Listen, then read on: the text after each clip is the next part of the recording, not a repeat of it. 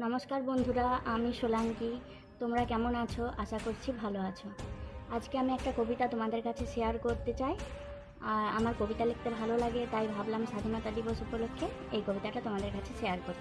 তোমরা জানিও কেমন হয়েছে। কবিতার নাম স্বাধীনতা।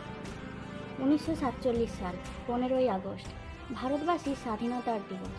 ওই দিনটি এসেছিল বলেই আমরা হয়তো মুক্ত আকাশে মুক্ত হাওয়ায় পেয়েছি স্বাধীনতার সুখ। দেশের যুদ্ধে সামিল হতে কাঁপেনি যাদের বুক, ভারতের মাটিতে ফুটে উঠেছে তাদের রক্তে রাঙানো। দেশকে স্বাধীন করাই ছিল যাদের মূল লক্ষ্য, তাদেরই পরিবারকে পেতে হয়েছে স্বজন হারানোর শত কষ্ট দুঃখ। ভারত মাতার জয়ধ্বনি ছিল যাদের মূল মন্ত্র, তারাই আজ ভারতবাসীর কাছে আদি অনন্ত। দেশের যুদ্ধে সামিল হয়ে যাদের অকালে ঝরেছে প্রাণ, আমরা তাদের চোখে দেখিনি, শুনেছি তাদের আত্মবলিদান। তারাই হলো এক একজন সুভাষ ক্ষুদিরাম। সেই সমস্ত দেশপ্রেমীদের শত কোটি প্রণাম। তারাই তো হলো ভারত মাতার আসল সন্তান।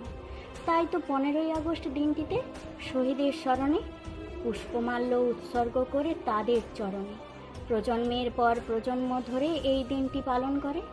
দেশপ্রেমীদের জানাতে শ্রদ্ধা সমর্পণে উড়িয়ে তেরঙ্গা প্রতিটি মঞ্চ প্রাঙ্গণে। যারা জীবন দিয়ে যুদ্ধ জিতেছে স্বাধীনতা সংগ্রামে, বুঝিয়ে দিয়েছে সত্যের জয় সর্বোত্তম। তাই তো দেশবাসী বলতে পারে মুক্তস্বরে, সত্যমেব জয়তে, বন্দে মাতরম বন্দে মাতরম বন্দে মাতরম। নমস্কার।